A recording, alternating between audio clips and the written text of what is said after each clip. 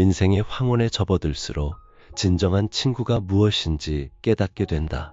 젊은 시절에는 함께 웃고 떠들며 시간을 보내는 것만으로도 충분했지만 나이가 들수록 마음의 평안을 해치고 영혼을 무겁게 만드는 사람들이 누구인지 분명히 보이기 시작한다. 법정 구독과 좋아요, 알림 설정. 스님께서는 내 마음이 천당도 만들고 지옥도 만든다고 하셨다.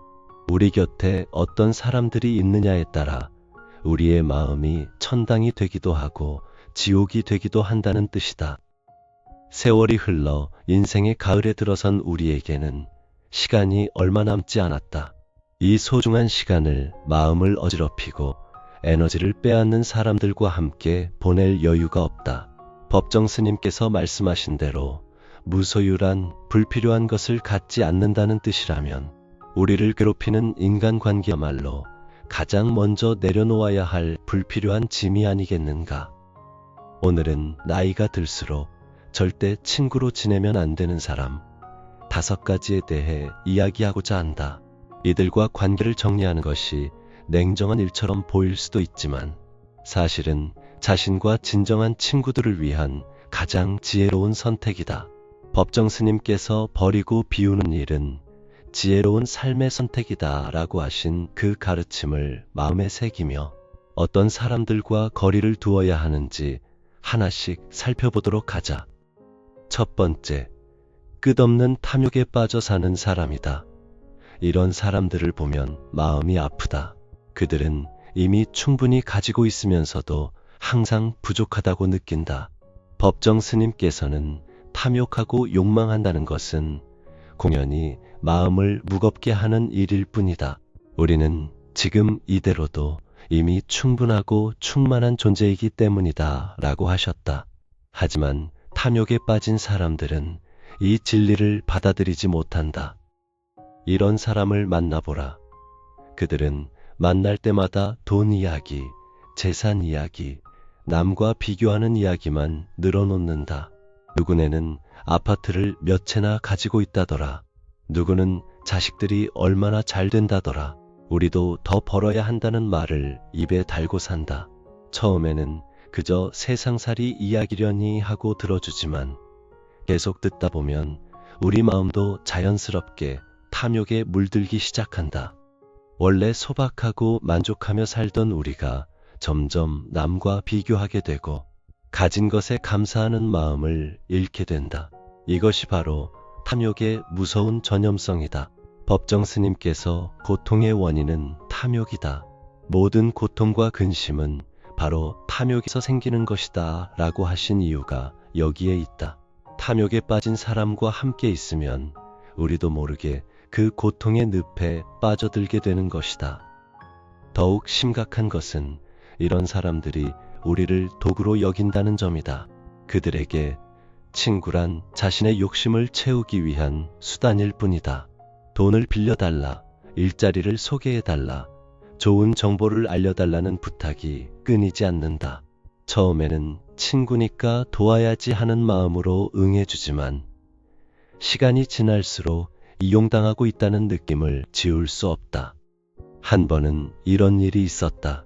어떤 사람이 계속해서 투자 이야기를 하며 함께 돈을 벌자고 제안했다. 그 사람의 탐욕스러운 눈빛을 보는 순간 등골이 서늘했다. 결국 그 투자는 실패로 끝났고 그 사람은 자신의 손실만 줄이려고 다른 사람들을 속였다는 사실이 나중에 밝혀졌다. 탐욕에 빠진 사람은 결국 자신의 이익을 위해서라면 친구도 배신할 수 있다. 법정 스님께서는 마음이 탐욕을 벗어나지 못하기 때문에 중생들이 무거운 짐을 지게 된다고 하셨다. 탐욕에 빠진 사람과 함께 있으면 우리도 그 무거운 짐을 함께 지게 된다. 원래 가벼운 마음으로 살던 우리가 점점 무거워지고 늘 무언가에 쫓기는 느낌이 든다.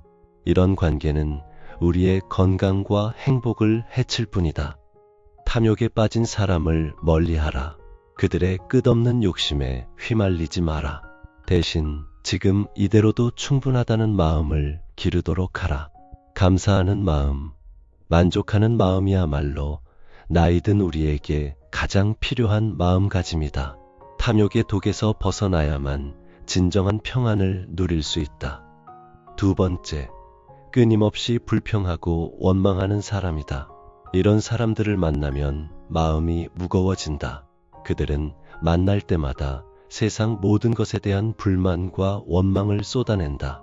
정부가 잘못되었다. 사회가 잘못되었다. 자식들이 말을 안 듣는다. 배우자가 이해해주지 않는다는 불평을 끝없이 늘어놓는다. 법정 스님께서는 화를 내고 미움을 품는 순간 마음은 무겁게 묶인다고 하셨는데 바로 이런 사람들을 두고 하신 말씀이다. 불평하고 원망하는 사람의 가장 큰 문제는 모든 것을 남의 탓으로 돌린다는 점이다. 자신은 아무 잘못이 없고 모든 책임은 다른 사람이나 환경에 있다고 생각한다. 이런 사람과 대화를 나누어 보라. 그들의 입에서는 감사하다는 말이 나오지 않는다. 대신 그래도, 하지만, 그렇지만이라는 말로 시작하는 부정적인 이야기만 가득하다. 어떤 할머니가 있었는데 만날 때마다 자식 자랑은 한 번도 하지 않고 자식들이 얼마나 자신을 홀대하는지에 대한 이야기만 했다. 명절에 안 온다. 용돈을 적게 준다. 전화를 자주 안 한다는 불평을 늘어놓았다. 하지만 알고 보니 그 자식들은 나름대로 최선을 다해서 어머니를 모시고 있었다. 그 할머니는 자식들의 정성은 보지 못하고 부족한 부분만 골라서 불평했던 것이다. 법정 스님께서는 상대를 향한 분노는 결국 나 자신을 갉아먹는다고 하셨다. 불평하고 원망하는 사람들이 바로 이런 상태에 빠져 있다. 그들은 남을 원망한다고 생각하지만 사실은 자기 자신을 가장 괴롭히고 있다. 그리고 그 괴로움을 주변 사람들에게도 전염시킨다. 이런 사람들의 또 다른 특징은 해결책을 찾으려 하지 않는다는 점이다. 그들은 문제를 해결하는 것보다 불평하는 것을 더 좋아한다. 아무리 좋은 조언을 해줘도 그래도 안 돼. 그것도 해봤는데 소용없어. 당신은 내 상황을 몰라라며 부정적인 반응만 보인다. 이런 사람과 대화하는 것은 밑 빠진 독에 물 붓기와 같다. 더욱 심각한 것은 이런 사람들이 우리의 에너지를 고갈시킨다는 점이다. 그들과 만나고 나면 왠지 모르게 기분이 우울해지고 세상이 어둡게 보인다. 원래 긍정적이고 감사하는 마음으로 살던 사람은 점점 불만스러워하기 시작한다. 이는 우리의 정신 건강에 매우 해롭다. 나이가 들수록 우리에게는 긍정적인 에너지가 절실히 필요하다. 감사하는 마음, 만족하는 마음, 평온한 마음이 건강과 행복의 비결이다. 불평하고 원망하는 사람과 함께 있으면 이런 좋은 마음을 잃을 수밖에 없다. 법정 스님께서 미움을 끊어낼 때 비로소 마음은 맑아진다고 하신 그 가르침을 기억하라. 불평하고 원망하는 사람을 멀리하라. 그들의 부정적인 말에 동조하지 마라. 대신 감사할 일을 찾아보고 긍정적인 면을 바라보도록 하라. 세상에는 불평할 일보다 감사할 일이 훨씬 많다. 그 진실을 깨달을 때 우리의 마음은 진정으로 평안해진다. 세 번째, 거짓과 허영으로 가득한 사람이다. 이런 사람들을 보면 안타깝다. 그들은 자신의 진정한 모습을 숨기고 가짜 모습으로 살아간다. 법정 스님께서는 자신의 속얼굴이 드러나 보일 때까지 묻고 또 물어야 한다고 하셨는데 이런 사람들은 정반대로 자신의 진면목을 감추려고만 한다. 거짓과 허영에 빠진 사람의 특징을 보라. 그들은 항상 과장된 이야기를 한다. 자신의 경험을 부풀려서 말하고 없는 일도 있는 것처럼 꾸며낸다. 내가 어떤 유명한 사람과 친하다. 우리 집안이 얼마나 대단한지 안다.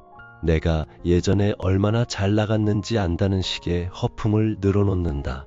처음에는 재미있게 들을 수 있지만 시간이 지나면서 그것이 모두 거짓임을 알게 된다. 한 번은 이런 사람을 만난 적이 있다. 그는 항상 자신이 대기업 임원이었다고 자랑했고 유명한 정치인들과 친하다고 말했다. 하지만 조금 더 자세히 알아보니 그는 그저 작은 회사의 과장 정도였고 유명한 사람들과는 한 번 악수를 나눈 것이 전부였다. 이런 거짓말들이 밝혀질 때마다 주변 사람들은 하나 둘씩 그를 멀리하게 되었다. 더욱 문제가 되는 것은 이런 사람들이 다른 사람도 거짓말하게 만든다는 점이다. 그들과 함께 있다 보면 자신도 모르게 과장하게 되고 작은 거짓말을 하게 된다. 원래 솔직하고 진실한 성격이었던 사람도 그들의 영향을 받아 허영심에 빠지게 되는 것이다. 이는 우리의 인격을 손상시키고 다른 사람들로부터 신뢰를 잃게 만든다. 법정 스님께서는 억지로 꾸미지 말고 본래 모습대로 살아가라고 하셨다. 거짓과 허영에 빠진 사람들은 이와 정반대로 산다. 그들은 진정한 자신을 받아들이지 못하고 항상 더 나은 것처럼 보이려고 한다. 하지만 이런 노력은 결국 헛된 것이다. 거짓으로 쌓아 올린 것은 언젠가 무너지기 마련이고 그때 남는 것은 공허함 뿐이다. 이런 사람들의 또 다른 특징은 체면과 남의 시선에 지나치게 신경 쓴다는 점이다. 그들은 자신이 어떻게 보일지만 걱정하고 진정한 내면의 성장에는 관심이 없다. 좋은 옷을 입고 좋은 곳에서 만나고 좋은 것을 먹는 것에만 집착한다. 하지만 그들의 마음은 비어 있고 진정한 기쁨이나 만족을 느끼지 못한다. 나이가 들수록 우리에게 중요한 것은 진실한 관계이다. 가식적이고 허영적인 관계는 우리의 마음을 피곤하게 만들 뿐이다. 거짓과 허영에 빠진 사람과 함께 있으면 우리도 자연스럽게 가식적이 되고 진실한 자신을 잃게 된다. 이는 우리의 정신 건강에 좋지 않을 뿐만 아니라 다른 좋은 사람들과의 관계도 해치게 된다. 거짓과 허영으로 가득한 사람을 멀리하라. 그들의 과장된 이야기에 현혹되지 말고 그들의 허영심에 동조하지 마라. 대신 진실한 자신의 모습을 받아들이고 소박하고 진솔한 삶을 살도록 하라. 법정 스님께서 말씀하신 대로 본래 모습 그대로 살 때 진정한 평안과 행복을 누릴 수 있다. 네 번째, 남을 이용하려고만 하는 사람이다.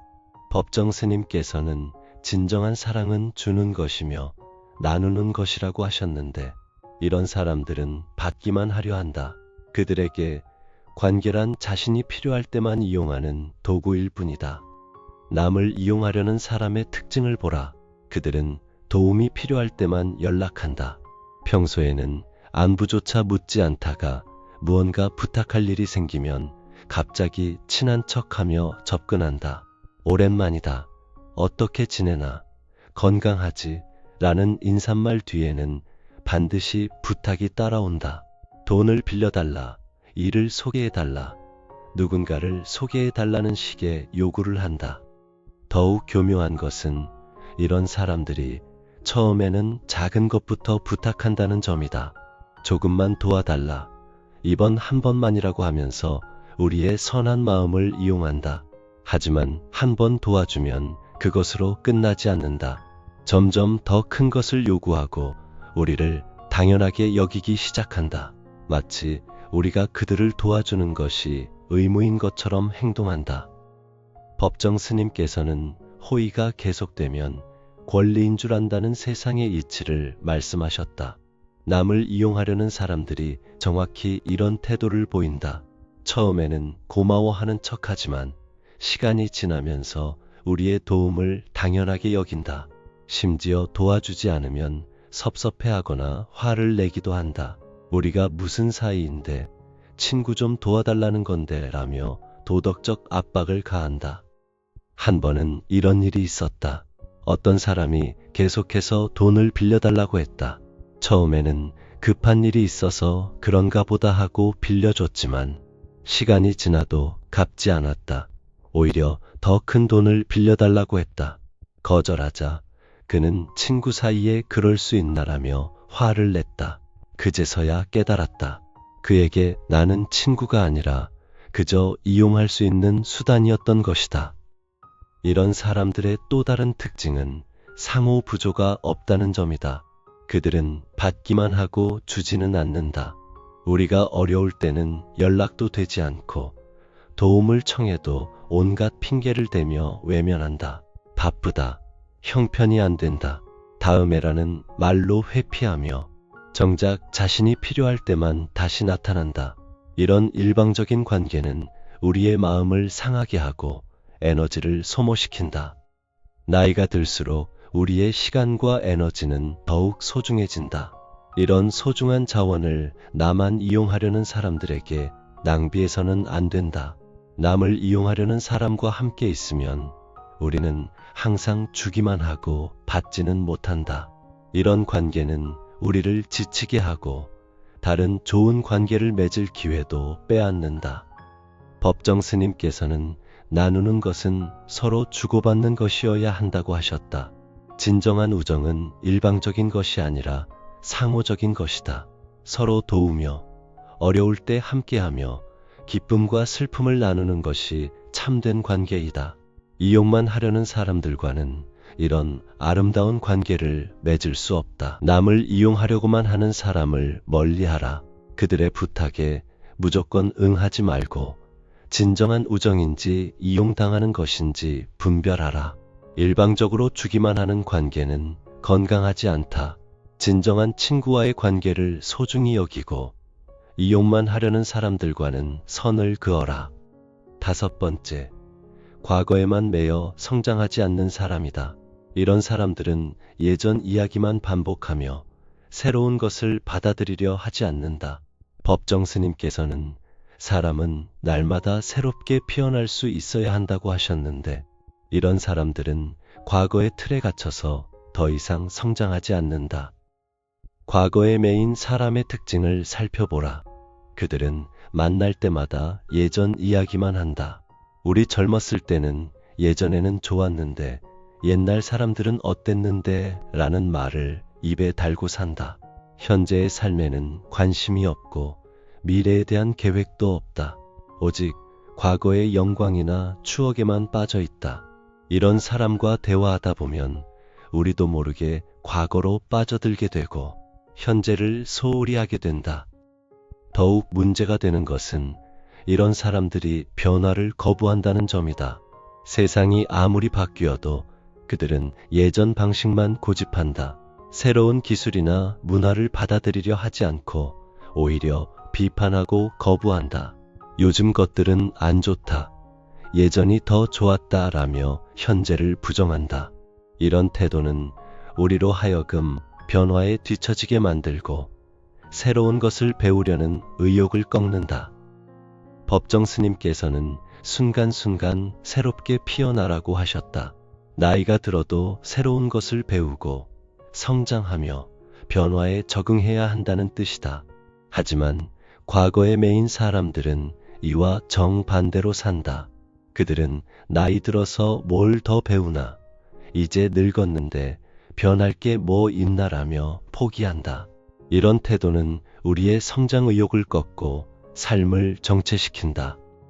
이런 사람들의 또 다른 특징은 현재에 집중하지 못한다는 점이다. 법정 스님께서는 지금이 바로 그때이지 시절이 따로 있는 것이 아니다 라고 하셨지만 과거에 매인 사람들은 항상 그때가 좋았다며 현재를 외면한다. 현재의 소중함을 깨닫지 못하고 지금 이 순간의 행복을 놓친다. 한 번은 이런 할아버지를 만난 적이 있다. 그는 만날 때마다 자신의 젊은 시절 이야기만 했다. 어떻게 고생했는지, 그때는 어땠는지를 끝없이 반복했다. 손자가 새로운 기술을 가르쳐 주려고 해도 그런 거 배워서 뭐 하나라며 거부했다. 결국 가족들조차 그와 함께 있는 것을 힘들어하게 되었다. 과거에만 매여 있으면 현재의 사람들과도 소통할 수 없게 되는 것이다. 더욱 심각한 것은 이런 사람들이 부정적인 에너지를 퍼뜨린다는 점이다. 그들은 현재를 부정하고 과거만 미화하기 때문에 항상 불만스러워한다. 요즘 세상은 살기 어렵다. 예전만 못하다라며 현재를 비관한다. 이런 부정적인 에너지는 우리의 마음을 무겁게 하고 미래에 대한 희망을 꺾는다. 나이가 들수록 우리에게는 현재에 충실한 삶이 필요하다. 과거를 그리워하는 것도 좋지만 그것이 현재를 살아가는데 방해가 되어서는 안 된다. 과거에만 매여 사는 사람과 함께 있으면 우리도 현재를 소홀히 하게 되고 새로운 것을 배우려는 의욕을 잃게 된다. 이는 우리의 정신적 성장을 막고 삶을 지루하게 만든다. 과거에만 매여 성장하지 않는 사람을 멀리하라. 그들의 과거 이야기에만 매몰되지 말고 현재의 소중함을 깨달아라. 법정 스님께서 말씀하신 대로 순간순간 새롭게 피어나도록 하라. 나이가 들어도 새로운 것을 배우고 변화에 적응하며 성장하려는 마음을 잃지 마라. 그래야만 활기찬 노년을 보낼 수 있고 진정한 행복을 누릴 수 있다. 이제 결론을 말해보자. 법정 스님께서는 인생은 찰나의 연속이다. 현재가 중요하다고 하셨다. 우리의 남은 인생도 마찬가지다. 이 소중한 시간을 마음을 어지럽히는 사람들과 함께 보낼 여유가 없다. 탐욕에 빠진 사람, 불평하고 원망하는 사람, 거짓과 허영으로 가득한 사람, 남을 이용하려는 사람, 과거에만 매인 사람들과의 관계를 정리하라. 이것이 냉정하거나 이기적인 행위가 아니다. 오히려 자신과 타인 모두를 위한 지혜로운 선택이다. 우리가 마음의 평안을 지킬 때 우리는 다른 좋은 사람들에게 더 많은 사랑과 관심을 줄 수 있다. 나쁜 관계에 얽매여 있으면 좋은 관계를 발전시킬 기회를 놓치게 된다. 법정 스님께서 말씀하신 대로 무엇을 더 가지려 하기보다 무엇을 버릴지 돌아보는 것이 지혜다. 인간 관계에서도 마찬가지다. 새로운 친구를 사귀려 하기보다는 먼저 우리를 괴롭히는 관계를 정리하는 것이 더 중요하다.